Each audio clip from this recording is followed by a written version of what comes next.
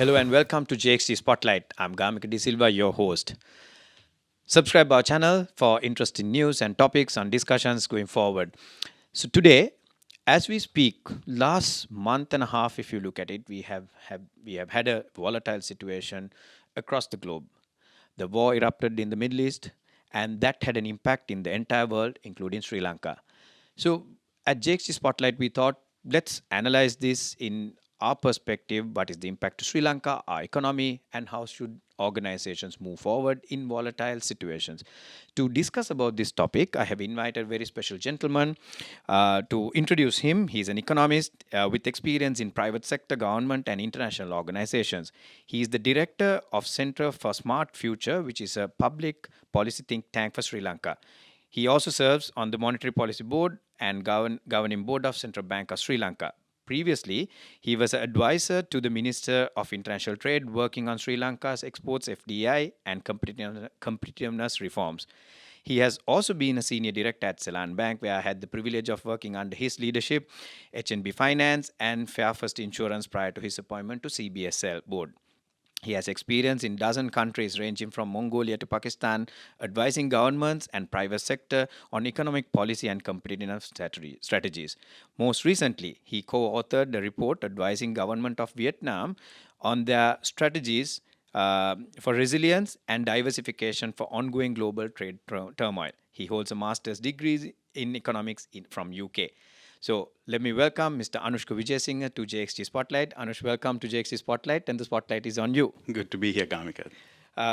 So Anush, just to start our discussion, and I mean the intro said itself, and we are in a volatile environment as we speak.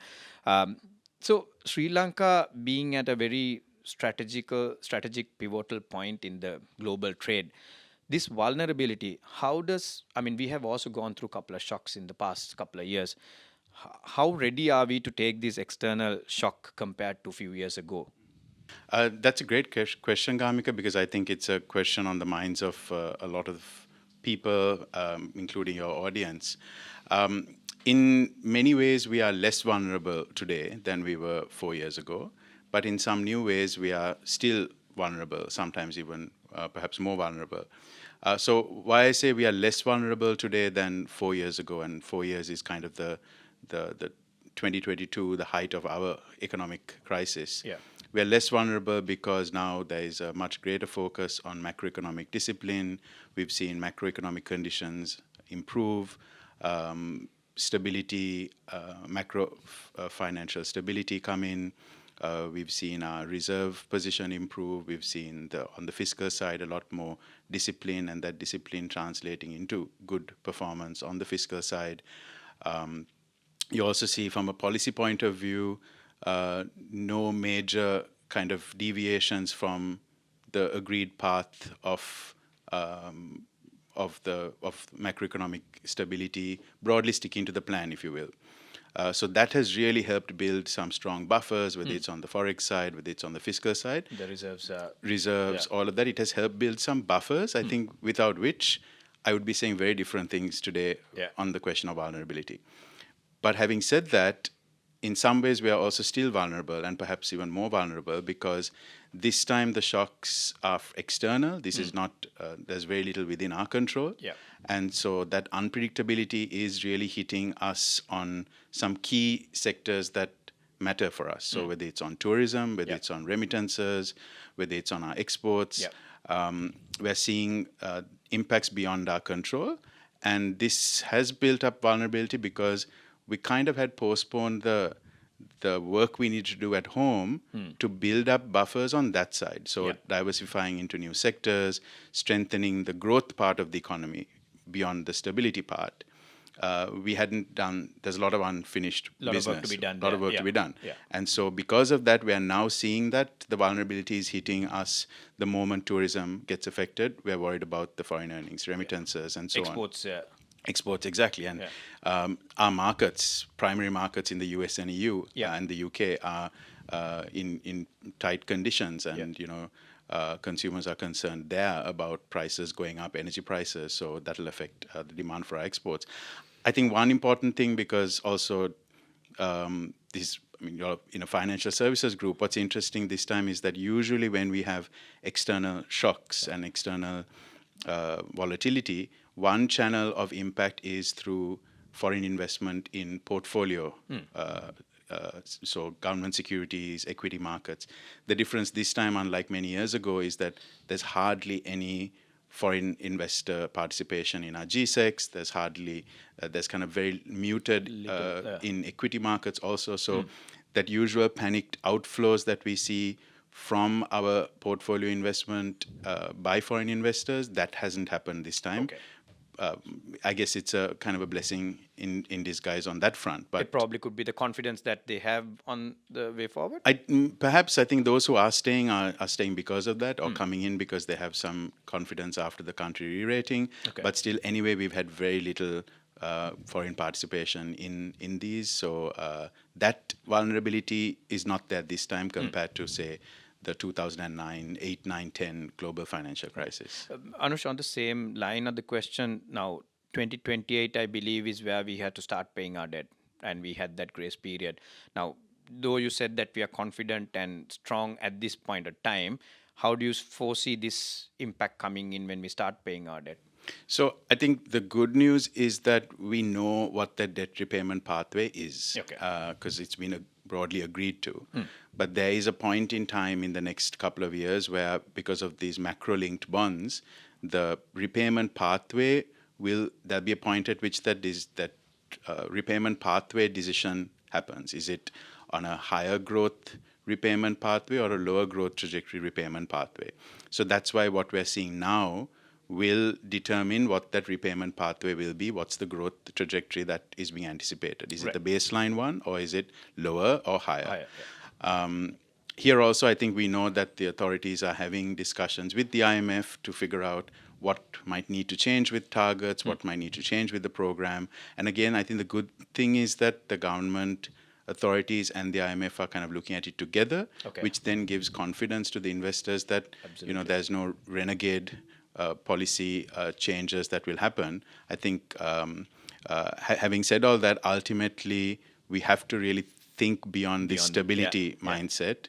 We have hard-won stability now, but growth has to come from different sectors, right? And that's how we ultimately repay our debt. Where is the growth coming from? Where is export earnings coming from? So it's still unfinished. Absolutely. I think the whole discipline has brought us thus far, and we need to it's a long journey that we need to build the growth from there onwards.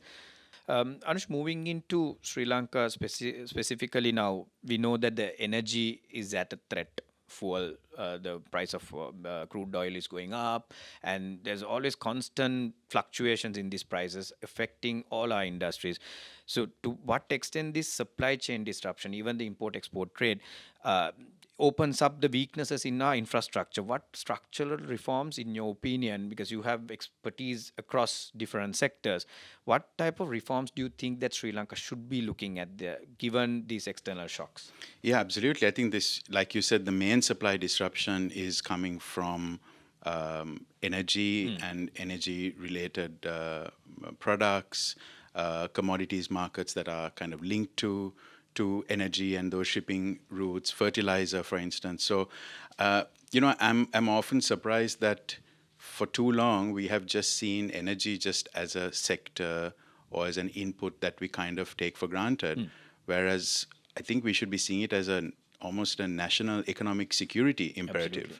So many other countries have done it, and they've taken steps to make sure that just because there is a supply disruption, they don't get hit immediately. I know ultimately Sri Lanka is a net energy importer, so we can't insulate ourselves from everything. Yeah. But there are some steps that we can take. For example, there's been delays with the Trinco oil tank farm, which could have added huge storage capacity. Absolutely. We've delayed investments in upgrading the oil refinery capabilities at Sapugaskanda. That could have helped us import crude and then refine. So it limits our dependence just on refined products. Then there have been conversations many years ago about LNG, which could have helped diversify. not necessarily, alternative to fossil fuels, but still it's a diversification. Yeah. Renewable energy on the other side. Renewable energy. I think to me, renewable energy has been somewhat of a bright spot, Yeah. where some progress has been made. We are seeing more renewable energy participation by the private sector. I think that's where a reform has worked, where we have this very credible, or at least market participants feel that it's a credible auction system. Prices have come down, private sector participation is more. You have some great companies now listed on the stock exchange who are part of this renewable energy sector. There's also now moving beyond just solar farms to battery energy storage systems, BESS. I think that's another game changer. So that, I think, on one hand, I think we've done too little on some of the energy reforms. We've kind of postponed it. We've not seen it as a national economic security imperative. But there are bright spots from the renewable energy side. So hopefully more can be done on that. And again, I mentioned fertilizer earlier. This is a key issue right now for our farmers. Agriculture-driven economy, whatever we said and done, right? Exactly. 30% of our population is still engaged in agriculture, even though the growth contribution may be low. Many parts of our country rely on agriculture. And whether we like it or not, fertilizer is a key part of that. So the cost and availability of fertilizer right now is a challenge on top of the drought that's going on. Yeah. But it's here in the same country that we have developed nanotech-based fertilizers, which is slow-release, efficient fertilizer. So again, I try to look for these bright spots in the economy because it shows what's possible and what has been done here. And I guess it's the question about doing more of that and picking up where we have slacked off a little bit. Anush, just an additional question on that. You mentioned that we are a net import of energy. There have been discussion in the past thinking of if we increase our capacity that we can be an exporter of energy. Do you see that happening, or is it realistic, or is it far off?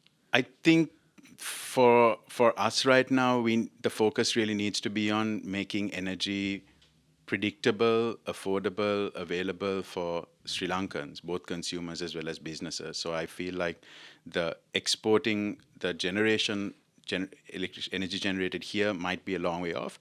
But I know that there is a possibility, for example, this submarine connectivity to submarine cable connectivity to India. So there are times of the days of the week where India generates more than they need. Yeah. And Sri Lanka needs that. At times, Sri Lanka might generate more than we need, and India might need that. So it's a longer conversation. Yeah. Someone's got to decide how to finance that submarine kind of connectivity, grid connectivity. But again, good news is there's been some thinking about it. Behind it, yeah. As always, though, with Sri Lanka, we fall short on the execution and the next step. That's where the challenge is. Thinking. Yeah. Anush, if we move into our current response level, do you think that are we heavily focused on more short-term relief rather than looking at long-term resilience? What's your opinion on that? Yeah, so I think it's easy to think that we are always focusing on short-term relief, but to me, especially after Cyclone Ditwa, I really think that we might not even be doing enough on short-term measures. So, for example, across Sri Lanka, there are hundreds of families who still are living in temporary shelter. And this is 6 months on from the cyclone.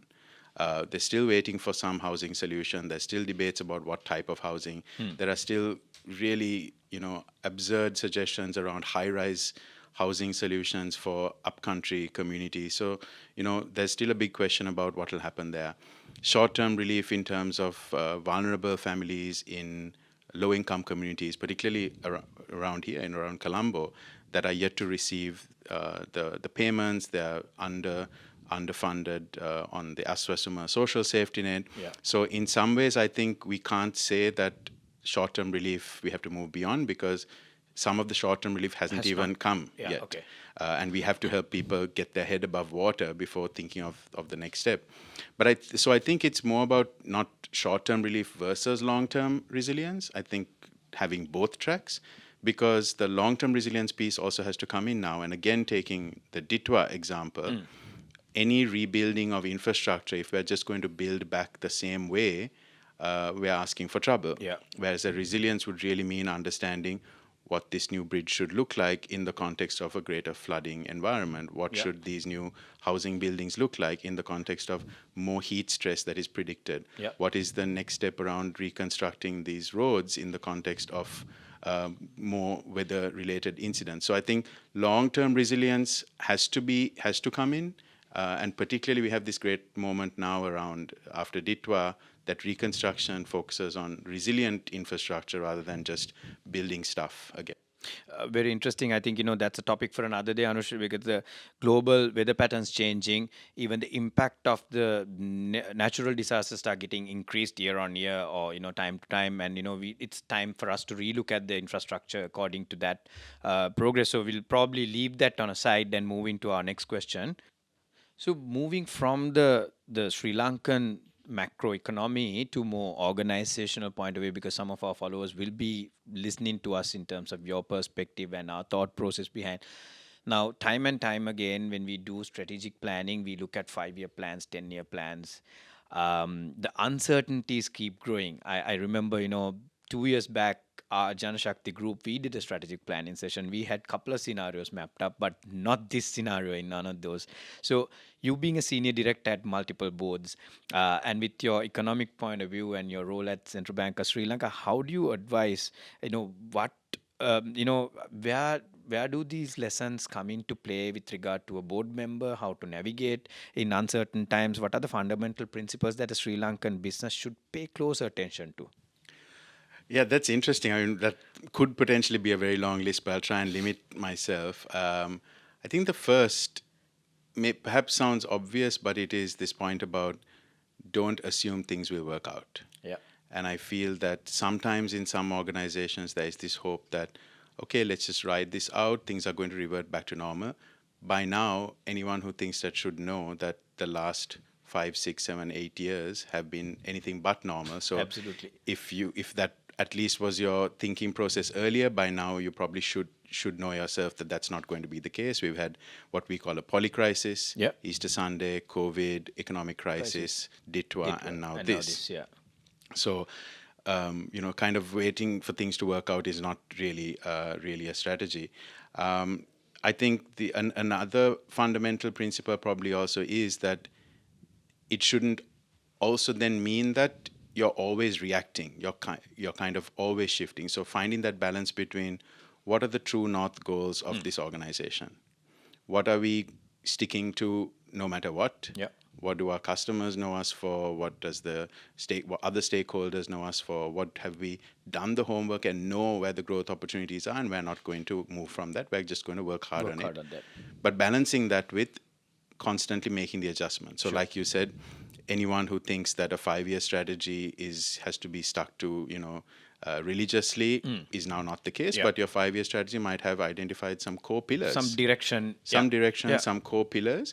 I think what's important is to have internal mechanisms for that check-in. Sure. To detect where you need to change earlier than just a biannual strategy review session or once a year strategy review session. That's not going to be enough, So I be think. more agile and more flexible? I think definitely build the principles of flexibility into the strategy, but have an organized mechanism for checking in that. Because also what you don't want is changes that are distracting. And the leadership might understand, but then employees are trying to figure out, hey, I thought we're going in this direction. You know? I think the other thing is, just like we say for an economy, need to focus on resilience, need to focus on competitiveness.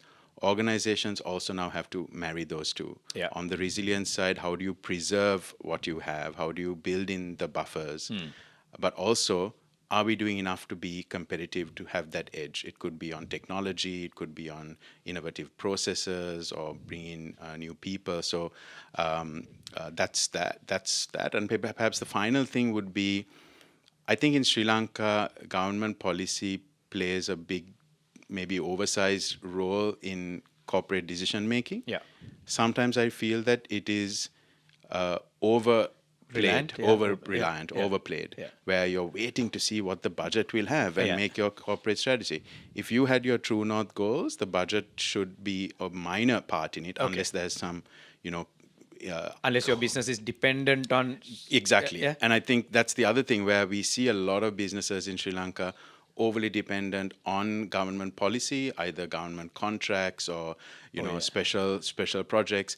So naturally, you'll be more sensitive to government policy changes. So I think for other organizations to really distinguish between those policy shifts that really matter for your core business and continuing to keep an eye, but those other policy shifts that you don't want to get distracted. Just because you open up the papers, business papers in the morning and see some policy change, not to suddenly get distracted, but to really think for a moment, does this really impact us? Yeah. Is it actually going to happen? So I think that is another So I consideration. think from a planning point of view, the probability of occurrence and the impact has to be really assessed. Exactly. And how much does it really matter to us versus how much can we continue with what we had planned to do anyway? Interestingly, Anush, on our strategic plan, although we looked at 3 to 4 scenarios, we also identified 4 key fundamentals which will drive the organization. And each scenario, how would each of these pillars may vary, adjust, etc. But unfortunately, the geopolitical situation was not mapped in 2 years ago. We didn't see that happening. But obviously, at least the organization has the capability. Now we have identified what are our true drivers and then adjust accordingly. So I think that probably is the principle and the discipline that you need to bring into the planning process. Yeah, absolutely. And I think sometimes organizations rely on external parties to do this. I've seen organizations that do really well at relying on the external expert, the consultancy, to give you just the right amount. Right. Yeah. Okay. I've seen others that over rely, where they kind of outsource the entire thing and help, outsource the part about help us figure out what to do here without building the internal muscle. So I think that combo of internal muscle and external little bit of trainer help is the ideal mix from a strategy point of view. I'm digressing a little bit, but my view is also, I think even the previous organization also, finally it's your management has the internal muscle to execute because you know the ground reality. Probably the external perspective just open you out on things that you would have thought right to challenge your process and think fresh. Yeah, exactly. Especially I think now on the external volatility is not something that internal muscle might necessarily have. So you need to get some help to build in how do we consider a supply chain disruption in one part of the world on our supply chain. So that could be specialized help that you need. Moving into the next question, something that's been broadly misunderstood or not really clear for majority, I would say, is the role of the board member. I think it's pivotal in terms of navigating through uncertain times. So given this scenario, and especially being in that role, Anush, and leading some of the subcommittees also within as a senior director, what is that pivotal role the board member or the board members should be looking at, especially navigating organizations through these crises and uncertainties? So I think the first one, and I want to state this before I move on to the rest, is that ultimately a board's role, particularly in a listed company board, is around governance and the fiduciary regulatory responsibilities. But I think that's not enough. Obviously, that's almost like a bare minimum that you have to do. Yeah. And to your question, that's mandatory, Yeah. and boards really should focus on that. We see some slip-ups around that happening across the economy sometimes. But I think the second part is it's clear now that assumptions are not good enough. Assumptions are dangerous. And I think the true test of resilience and the board would be to assess risks, what's been done about it, and stress testing. Management has to operate on a day-to-day basis, but having that kind of higher level view of risks in a way that doesn't distract from the growth, profitability, performance agenda. Right. Like a realistic, meaningful assessment of risk. And why I say this is that I see some organizations kind of just approve a risk register, just approve a risk matrix, and kind of for formality's sake review it at board meetings. Tick in the box, yeah. And also review also happens, because it's there without really digging into it. So I think really stress testing those scenarios. What do our cash reserves look like? Can we, keep all our employees, pay them well, even in a midst of an economic decline? Challenge, yeah. What is our forex situation? What are our banking relationships, the liquidity around that? Our import lines and our suppliers, how is that looking? So really, genuinely, honestly stress testing those, not just on paper. Yeah. And I think the other is finding this balance between, and the board kind of driving this, where yes, you do have to maximize short-term returns. You have your shareholders to answer for, but the board also looking at what's the new direction for the organization? What are kind of the emerging areas for growth? Kind of nudging the management to look at those and come back to the board and say, is this something we want to get into or not? Right.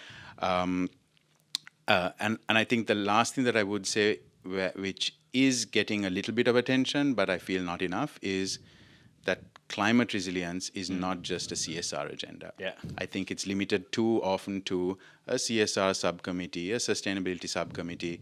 Now, for me, for Sri Lanka, I think the climate resilience is a balance sheet issue. Yeah. It is a profitability issue. It's a performance issue. And especially for, I think, financial services organizations, how much climate risk do you have in your portfolio? Absolutely. If you are in manufacturing, to what extent are your manufacturing facilities at risk of climate shocks? Impact, yeah. I know of two businesses in the Kalani River Basin. One recognized the climate risk from flooding to them, took all kinds of proactive measures, stress tested in very impressive ways. Just down the road, another facility that didn't do that enough. One got up their operations days after, the other took weeks and months. I think that's the kind of thing we need to now recognize. It's not just being reactive and responsive. Now, climate-related shocks it's a given. It's a given. It's an expected thing. So at the board level, this has to be considered now a strategic risk. Absolutely. And I would really like to see more boards taking that on in terms of the resilience agenda. Very, very, very important. I think it's an eye opener, Anush, that all organizations need to look at that, because it's the environment is changing, and we are seeing the impact by ourselves. Interesting. So, Anush, we are challenged with the time. I'm moving into the last question, so that check, get your views in terms of the opportunities. I mean, we always talk about silver lining behind the dark clouds. What do you see as the strongest opportunities as for organizations and for Sri Lanka amidst these disrupting, challenging phases that we face? So there's a few, and I'm sure it varies who you ask. But for me, and in no particular order of importance, renewable energy is an opportunity. You have good conditions of, on one hand, kind of a enabling policy environment, regulatory environment to support that, financing becoming available, and some really interesting Sri Lankan companies able to deliver. That, yeah. But also this technologies around renewable energy falling in terms of cost, improving in terms of the advancement, and available now in so many parts of the world. If you want a German supplier, if you want a Chinese supplier to set up your renewable energy, it's possible. So I think renewable energy is at an early stage, and there's a lot more growth opportunity there. Agriculture, less sexy sector to some, but I think not so much on the planting, growing side of things, but more on aggregation, on value addition, processing, around technologies to improve water and fertilizer use, irrigation. We are now seeing techniques where water and the nutrients are being mixed go into drip and sprinkler irrigation. So I think a lot of technology coming in for better efficiency and better production. And also from the product side of things, Sri Lankan SMEs are getting really recognized for really cool products. Catering to the wellness industry, the vegan industry, natural food business. So I think that's hugely underexplored from a value addition point of view. Another one that folks forget is that here in Sri Lanka, we produce electronic parts and components for businesses that... Large businesses out there. Our large businesses out there in automobiles, in aircraft, and so on. So they have still stayed, despite Sri Lanka becoming progressively more expensive, despite all these geopolitical issues, despite our own economic crisis. Those businesses, Swiss joint ventures, Japanese joint ventures, they have stayed.